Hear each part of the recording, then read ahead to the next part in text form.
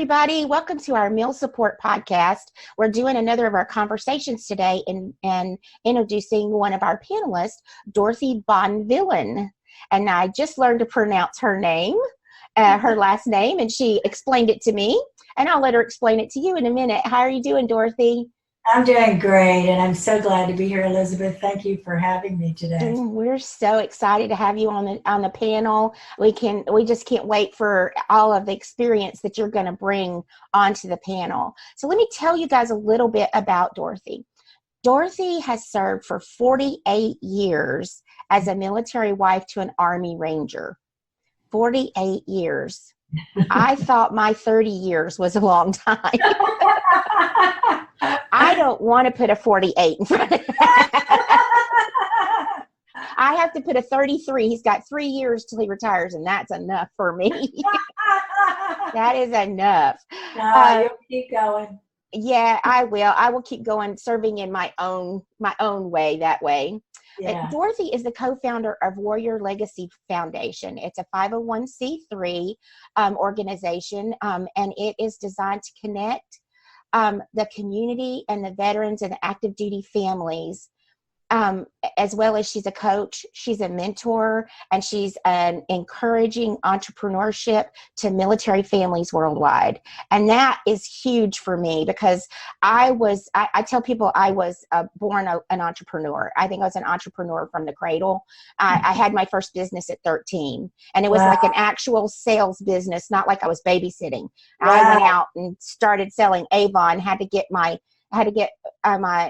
account under my mother's name because I wasn't old enough.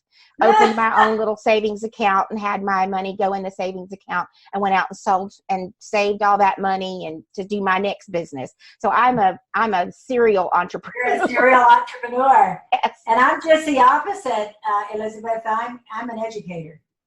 Okay. I started out, my first love was teaching children. I was an elementary teacher. And we moved around, so I would teach from different places. I ended up being a high school principal before I sort of left the education field to start coaching and personal growth and mentoring and the things that I'm doing now, which is still a form of educating. Yes. But I being an entrepreneur has been a huge leap of faith for me, and it doesn't come naturally for me. I wish it did. Because building a business has been just one of my, I'm shocked that I'm still in the game. I started about 3 or 4 years ago down this pathway, and I'm still I'm not business minded. I want to just help people. That's why I'm here. Yeah. Well, see, I had businesses, but I've always wanted to be the boss. I don't want other people to boss me around. And when I have worked for somebody, it's been a very small company where I just had one boss and I ran the office. So I still was kind of the boss because I had control of the money and the invoicing and the payroll and all of that that came to me. So I was a bookkeeper for many years in small companies when we would move. And so that worked out really well for me because I didn't feel like I was being bossed around. I usually worked in machine shops with a bunch of men. So they would, just kind of be like, just do it. They don't want to do the paperwork. It's just do it. And so I did. So I was still kind of the boss. So, that's why I'm not the one in the military. My husband is, because I couldn't have made it through basic training. As soon as they started yelling at me, I'd have been like, I'm done. I'm out. I'm finished. Yep, I'm finished. Don't tell me what to do. And that's kind of my family's running joke is don't tell her what to do. Ask her, she'll do anything in the world for her, but don't tell her what to do. And if they hear somebody did, like one of my son-in-laws will be, get that, and they're all like, you said that? You better watch out. You better put a will you in front of that. They're waiting for the next shoe to drop. Uh-oh, he told mom to do something. So tell us, Dorothy, about what it is that your project, your pet project you have right now with the Warrior Legacy Project. We want to hear more about that. Well, I started out that I was going to do Warrior Wives Academy, and I wrote a book Loving Your Life, 7 Steps for Military Wives. And I wrote that and sort of from the military wife perspective, looking at the wheel of life and the various facets of our everyday life that we try to balance. And we have incredible challenges around as military wives and spouses. Yes. Because we're often wearing so many hats and doing it like a single spouse. Mm-hmm. And so I tried to write it from 40 plus years experience into those 7 steps or those 7 basic areas of our everyday life. And when I did the book, I started thinking I need like an online course that I'm finishing up now to supplement the book and give the spouse, no matter where they are in the world, access to some supplemental information that sort of enhances the book concepts. Yes. And that's what I'm finishing up now. And as I was doing that, I began to think in terms of raising 2 sons in the military. And as a single wife, single mother most of the time. He served in 5 war zones. Yes. So he's been deployed multiple times in TDY as well, for extended periods. And so I often was doing it alone. And I just wasn't prepared for what I was stepping into. I don't think any of us are. I doubt that any of us really are. I mean, some people perhaps who were raised as military kids, mm-hmm. they know, because they watched their parents, but they probably weren't that aware, though, of what they were really going through. And as I began to write my Loving Your Life, Frank was taken aback. He was like, "What are you saying? And are you saying you were miserable for 45 years, Dorothy?" And, my heart that really captured my heart. And yeah. I said, "No, Frank, that's not what I'm saying. But what I'm saying is really important to bring forward because it was very, very hard at times. And you never even knew it." And I said, "You were an Army Ranger." For the minute I met him in high school. He was going to be an Army Ranger, even in high school. He knew his purpose. He knew exactly what he intended and wanted to do and what he felt God wanted him to do. And that's exactly what he did. And I knew that I grew up with very deep roots and very close family relationships and lifelong friends. And I knew it was going to be a tremendous struggle for me to have to move we moved at least every 3 years. Mm-hmm. Sometimes, like in the Middle East, it was 2 years. And it was such a struggle. And yet he was so mission focused and just so focused on what he had to do that he was unaware of how really hard it was. Yeah. And as I began to write it, he was taken aback, and we had a real struggle with that. And the boys initially, even as young adults, they were taken aback and they were like, "Well, Mom, what are you really saying? I mean, we thought we had a good life." And I said, "We did have a good life, but I'm saying it was hard. And even you guys didn't realize how hard it was because I built a home, we had our family and you were okay. It was okay. But for me, my heart just every time I would feel like I belonged somewhere or might make a difference for someone, we were gone again and I had to start all over. And it was hard. Yeah. It was just hard. Yeah. And people who don't go through it can't understand how hard it is. And, my kids really don't wrap their heads around. They know they don't want to be in the military or married to anyone in the military. Our boys didn't. Yeah. They didn't even consider the military. Yeah. Josh and our son, because my husband's dad was career Air Force, and then Arnold's career Air Force. And he did call them up when he was getting out of high school. And he was like, "Are you guys going to be disappointed if I don't go in the military and carry on the family tradition?" And they're both like, "No, we want you to do what makes you happy." Yeah. So none of mine went in. They all said they were done with moving. And and they have been. I think our son will move one more time, and then I think they're done. That's it. Yeah. Well, the guys do say that they look back and they realize that they had some incredible opportunities and they're very comfortable meeting anyone and anywhere. You know, there are some real advantages to it. Yes. And so, They're very adaptable.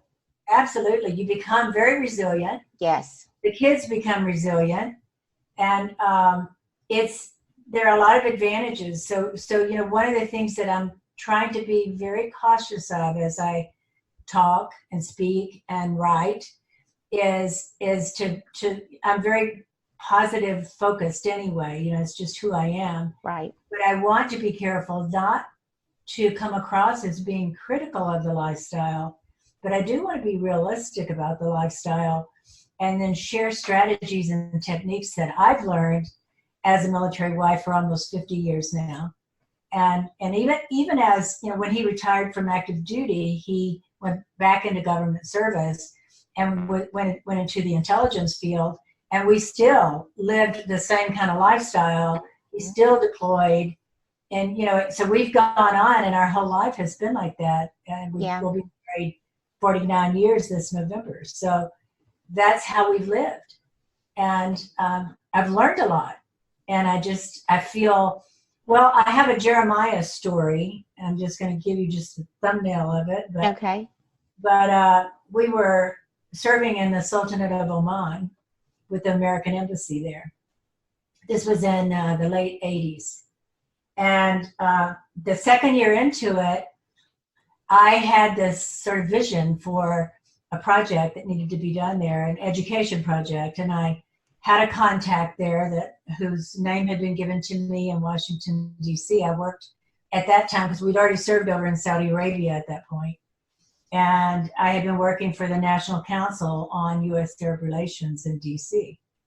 And so I had some really good contacts there. And when we went to Oman, they had given me this gentleman's name who was Harvard educated.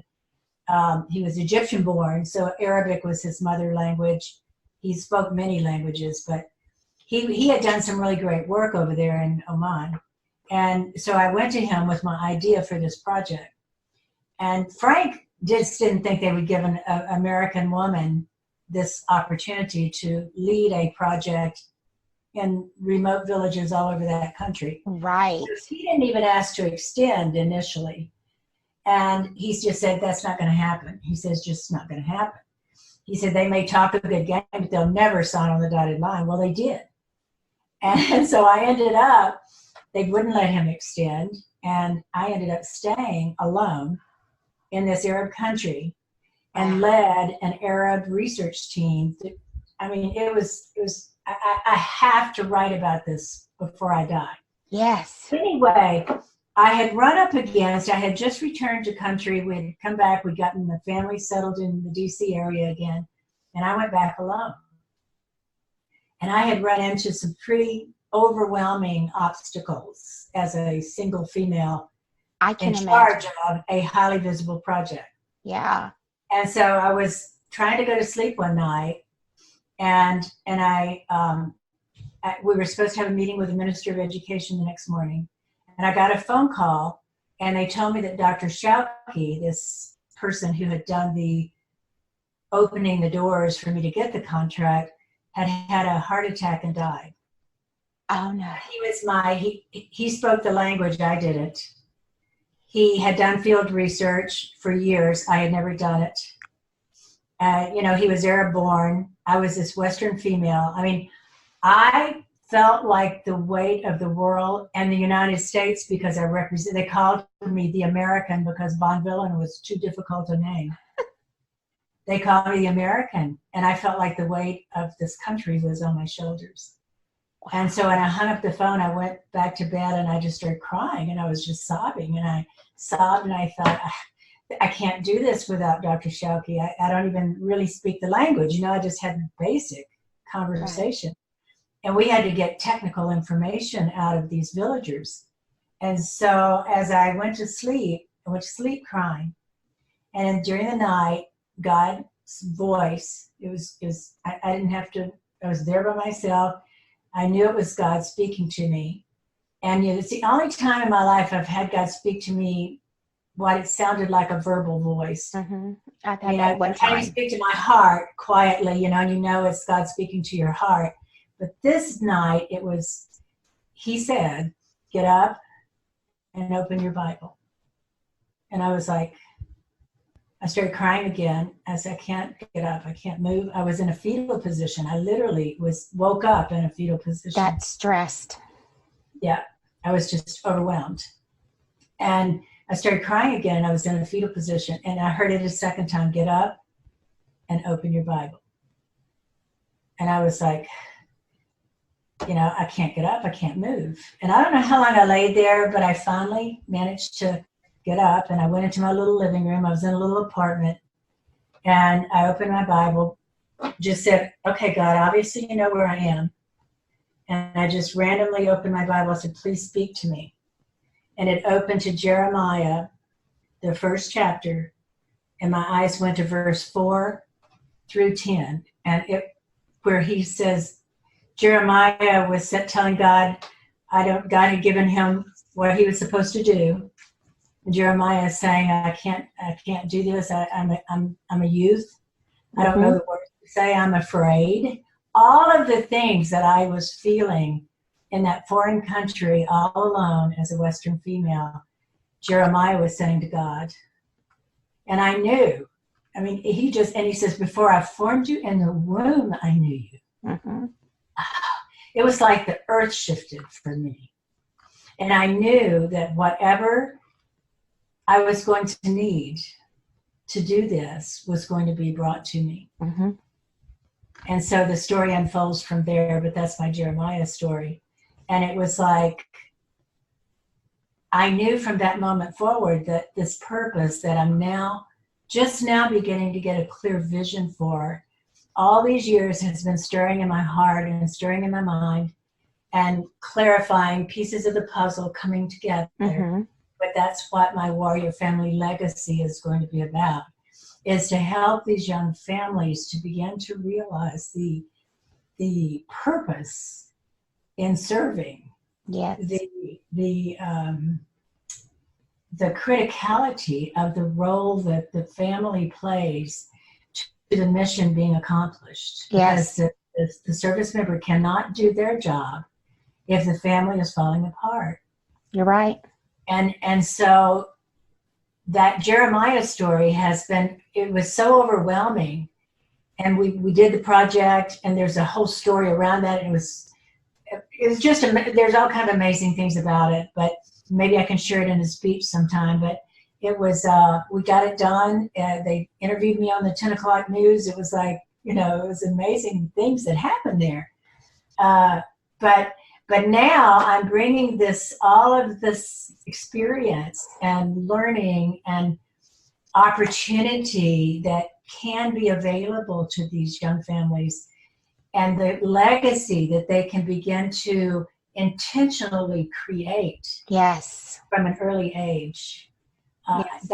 That's my mission. That's my purpose. That's my passion. Yes. To know that this is not just him serving.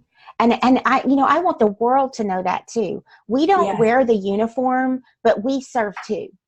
And that's in why our service, I say in my video, I want to change the way the world sees the military family. Yes, because the family serves too, and the family needs to get that recognition. And we're getting there. It's a lot better than 30 and 40 years ago when we went in.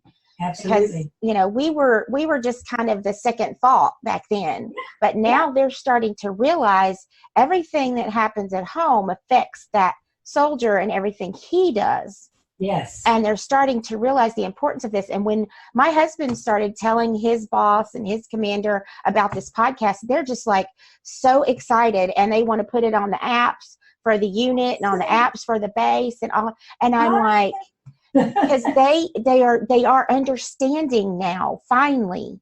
They are. The family, the spouses, that we need that. And that these spouses we need to mentor these families. Yes. Because we've walked this path. Yes. And we've survived this path. Barely some days, but we survived this path. And they need to understand, that we walked this path, and that we can give them a hand out and a hand up and help them to make the path easier for them to walk. You know, so Absolutely. they don't have somebody screaming at them on the phone, what's your last four, and they don't know what they're talking about. That's right. That's such a great story. Oh, one of my many. And maybe one of the ones I'll write when we write our book, because I'm thinking I want our book to be a little lighthearted. So I'm thinking I want it to be more entertaining stories. Yeah. Oh, I've got some funny stories too, you know. I was planning on writing a book of short stories myself called Military Adventure: The Good, the Bad, and the Funny, and Yeah. mostly the funny. And I may end up just doing it as our anthology. I don't know. We'll have to see how that all comes out. And I know Yeah. you wanted to share with us your story of the Wall of Fire too. Yeah, absolutely. Um, and I have a link to me sharing this story on stage. So if anybody wants to see it, if they'll just go on the Facebook group or however you want to share it. It'll be in the show notes below here, and it'll also be in the Facebook group, and you'll be able to share that out through to all of your contacts as well. Good. Okay. Well, my Wall of Fire story is where it's really the crux of what we're talking about and wanting the world to understand the critical role that the whole family plays to the mission and to our nation. We had been serving, we're about halfway through our career of active duty when we were posted to Saudi Arabia. And our initial orders came into Hawaii, and I was like, oh, this is so cool. We're going to go to Hawaii. And I was really looking forward be like, hey! Yeah. And this was 1980. And it was just kind of to set the scene. The Iran hostage crisis, which a lot of these spouses are probably too young to remember, that the Iranian embassy, they went and took over the American embassy and were holding American hostages over in Iran, in Tehran, at that time. And there was a military mission sent over there, kind of like when we went over and got bin Laden. They sent over some of the special forces to get these people out of Iran, and it failed. A helicopter failed, and it was just a disaster. And they get them out, and so they were holding them. I think they held them for like 400 and something days. So over a year. Yeah, I remember. So all of the news media, and back in the early 80s, that was just kind of the beginning of the terrorism that we're experiencing today. Right. That was one of the earlier incidences of it. But so the media was just feeding in a frenzy around the Middle East, and the perceptions of the Middle East were frightening. And so that's the kind of atmosphere that we were being. When we got orders changed from Hawaii to the Middle East, they told Frank we would be going to Saudi Arabia. He came home with that news and was like, "Oh my God!" Yeah, I would have just cried. I mean, when Arnold told me we were going to Detroit, Michigan, I cried. So, well, I initially volunteered to stay back with our family in Texas. Yes, I would have too.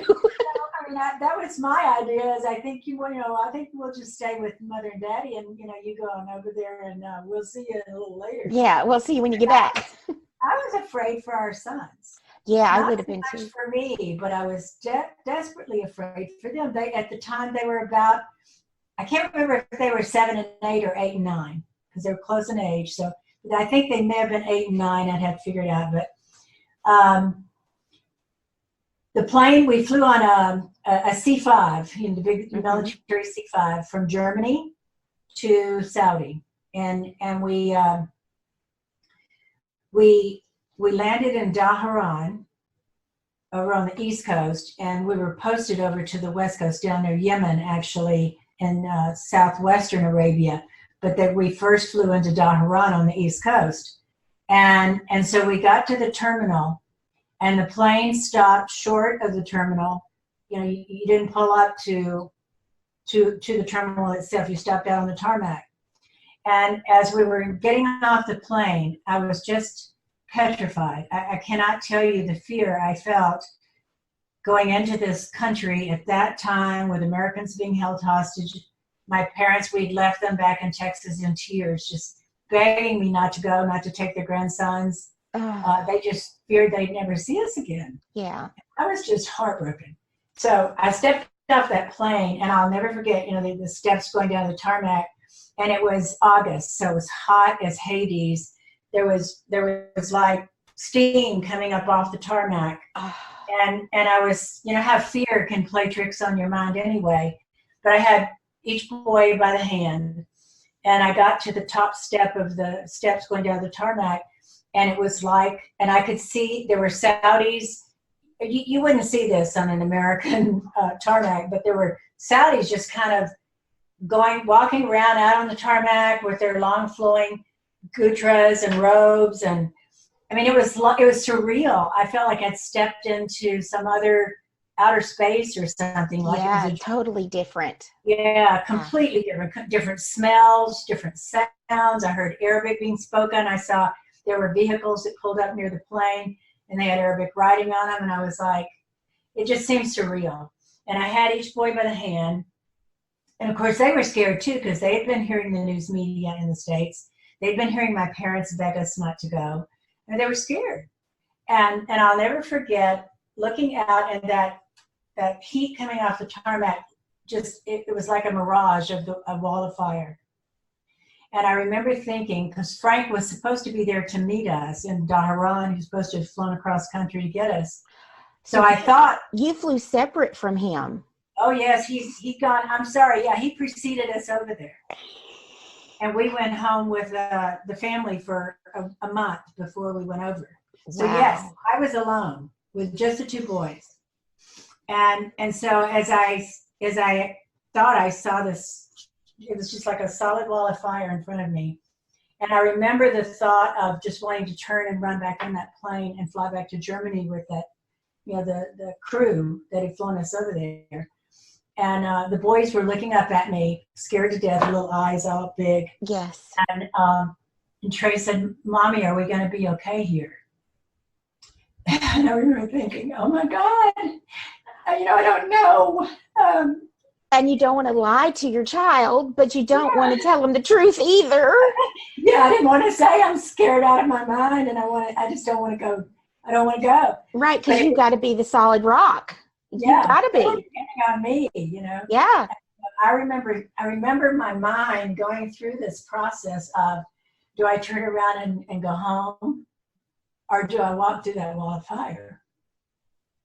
And it was the first time the awareness of just how much commitment was required of us, was required of him to serve in the way he had to serve. It was required of us. Yeah.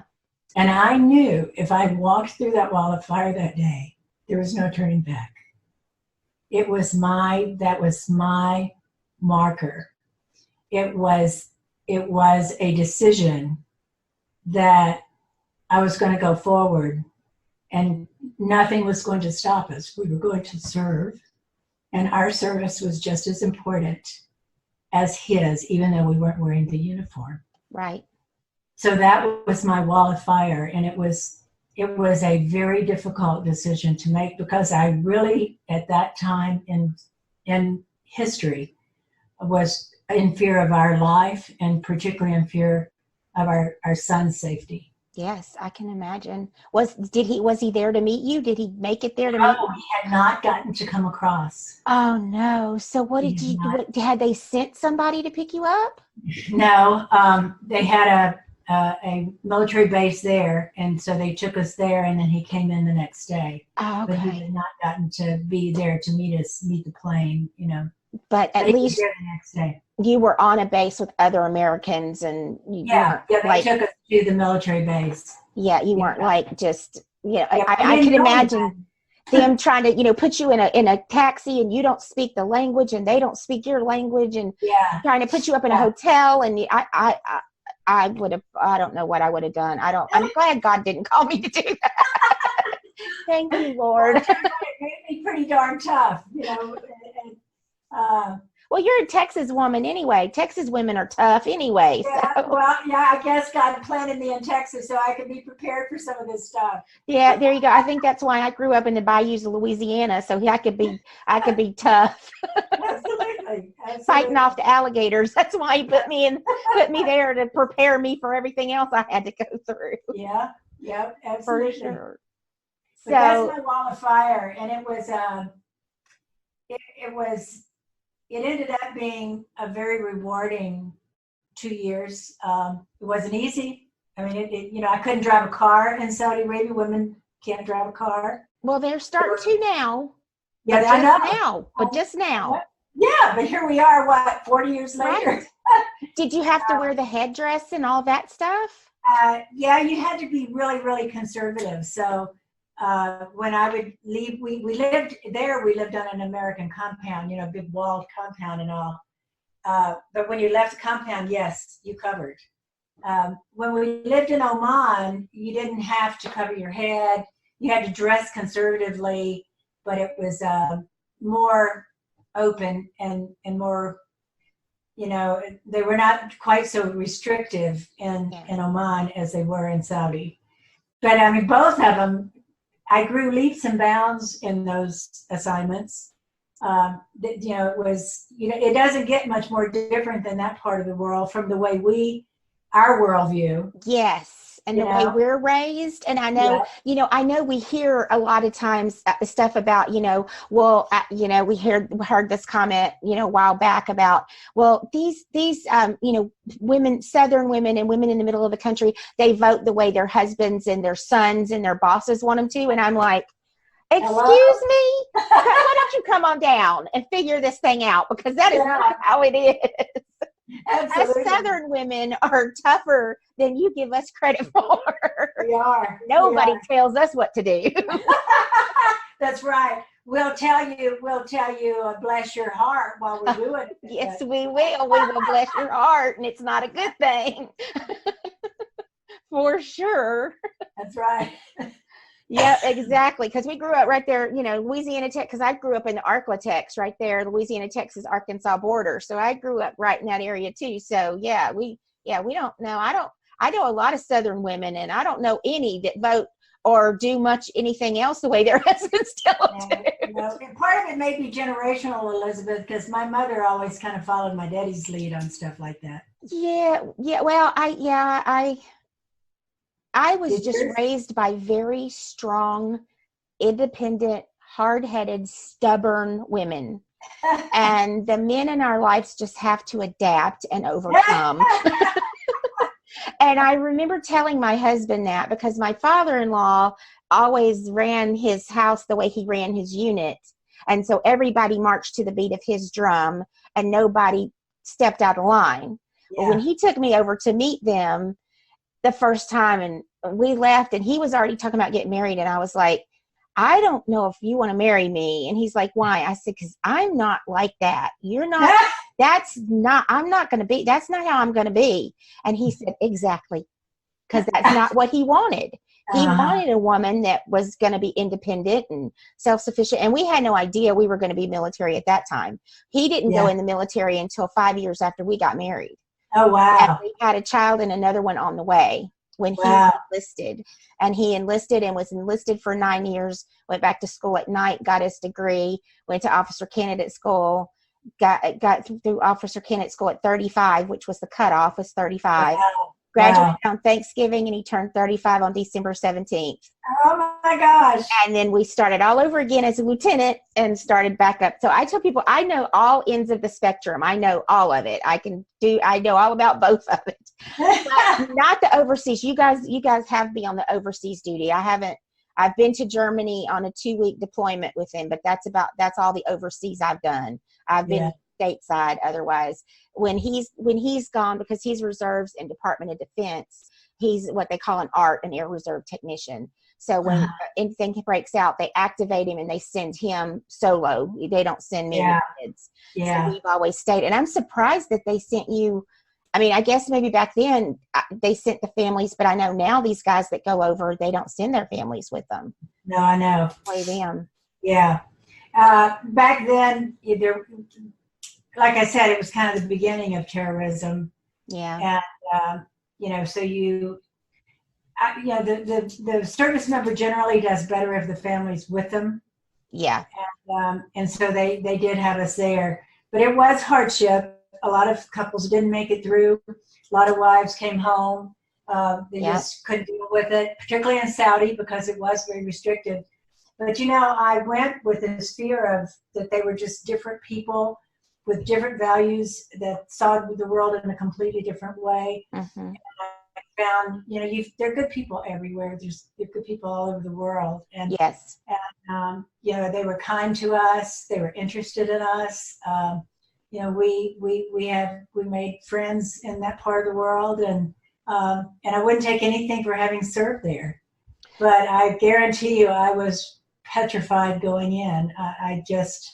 I really feared for our safety, and that's something I said earlier when Ginger and I were talking. I was like, do something brave every day. Step out of your comfort zone every day. It might not be going to Saudi Arabia to live for 2 years, but step out of your comfort zone and go to a wives group meeting. Step out of your comfort zone and go to bingo night or to wives bowling. Step out of your comfort zone and make some connections, because that is so important. And that's one thing we've all had in common, is that those connections that we have made through all those moves have been the best connections ever. Absolutely. And, we just at our son's wedding, we had so many people coming from everywhere. And I was like, me not having my biological family in my life anymore, when it got time for pictures and they were like, okay, mom's side of the family, I'm like, come on guys. And all these military people are, because that's who my family is. And I picked my family. That's who my family is. So that's how it works. So that's what I do. So is there anything else that you want to leave us with before we go, that you would like for us to know before we start our panels?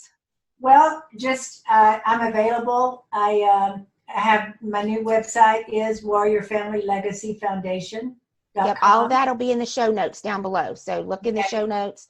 So they can find me there. We're still developing that. I have a new video that is going to go up on it, and it sort of introduces what the foundation is about. And I got a sneak peek. I don't expect to. I got a sneak peek. It's amazing. Yeah, I sent it. It's we'll post it too so they can see. But it's I don't expect to create the foundation myself because I'm older. I hope to inspire some. I'm not older in my head. I just don't expect to have the time to, but that's the vision. I have the vision, and the leader casts the vision, Right, exactly. So I'm hoping that through our contacts and through our coaching and our reaching out and mentoring these families, that there will be the right people who will step forward and take that vision and create a foundation that will serve military families for decades to come. That's my hope, that's my purpose, that's my passion. And it's just my pleasure and an honor to serve with y'all and do the podcast and touch lives and change lives for the better, and just pour into their lives in a way that will make a difference for a long time to come.